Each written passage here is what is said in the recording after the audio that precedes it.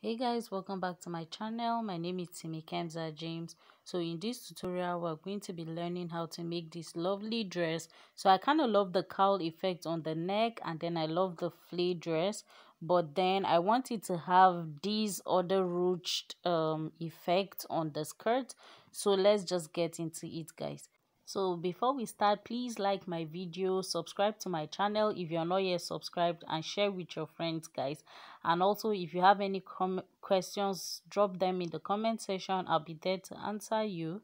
So I'll be using a basic bodice pattern, as you can see, and I just have my regular 3x3 neckline. So I'm going to be extending the width of the neckline by 1 inch to make it 4x3. So that's what I'm reshaping here, and I'm going to be cutting out the neckline. So for this, my basic bodice is just a half basic body. So if you want to make this as a straight dress, you can just use your full basic bodice, right? So I'm going to be placing it on a fresh pattern paper, and before then I'm going to be making my marks so I can slash and spread for the effect of my cowl neck.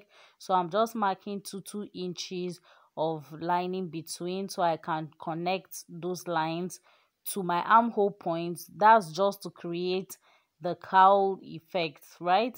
So I'm just drawing that in with my lines, and I'm going ahead to be cutting and be spreading, right?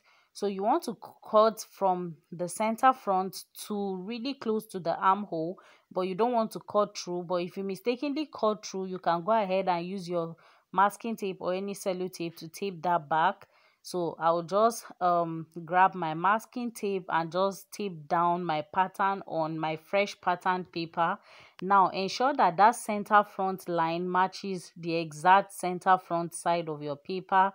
Then you spread as much as you want. For me, I'm a little bit busty, so I do not want too much of the cowl effect to be that much because I'm busty. But if you don't mind, you can have as much or as less as you want. Now the thing with cowl necks is that it's very difficult to make two blouses that looks exactly the same, and that's because of this reason. So they are mostly a little bit similar. So from that my neck point where I started, I'm just going to draw a straight line to that center front, right? So that will become my new neckline. So I'll just put that mark there to let me know where my my shoulder line begins from. So for the pattern, on the new pattern paper, you can see a sewing allowance that I left on the hem. So I'm just leaving that for my sewing allowance, right? So now I just went ahead to tape that because it sort of moved. So from that new sewing allowance, I'm going to cut out my pattern. Now bear in mind that I've not added any darts to this pattern, and I've not added any sewing allowance. So I'm going to be adding the dart much later. So when I cut out this pattern, now this is what it looks like. So when I bring it back for the armhole to be straight, you can see it's creating that cowl effect already. So I'm going to be adding my darts now. So for the dart, I just went ahead and marked my bust span, and I'm taking 1 inch on both sides of my bust span, just like you add your regular dart. Mind you, I've not added allowance for that dart, so I'll be moving the dart to my side bust side because that's the dart I want. So I'm just slashing and closing this straight dart, the standard dart, so I can slash open the side. So that's what I have there, right? So you can see I'm pinning up my pattern now to my fabric. So I'm adding that 2 inch of that I took, and I added ½ inch sewing allowance. So I'm cutting my pattern, and on the next side I'm going to leave 3 inches to serve as a facing for that side to clean that up, and I'm cutting out that side as well. Now mind you, I'm using a crepe material, so you can use any material of your choice. For the lower side of the skirt, I just folded it in half, and I'm going to mark my waist radius, which is 13.5 inches.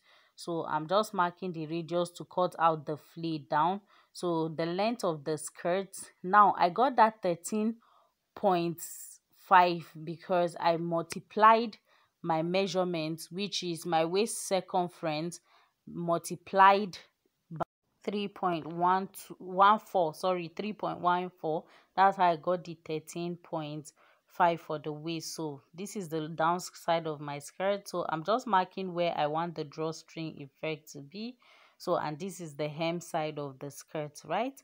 So this, we have our upper side here, so you can see I'm just going to go ahead and overlock the entire thing. So if you enjoyed this video, please give me a thumbs up, guys. Share this video with your friends and subscribe to this video. Then turn on the post notification so that when I bring the video of the sewing, you see that.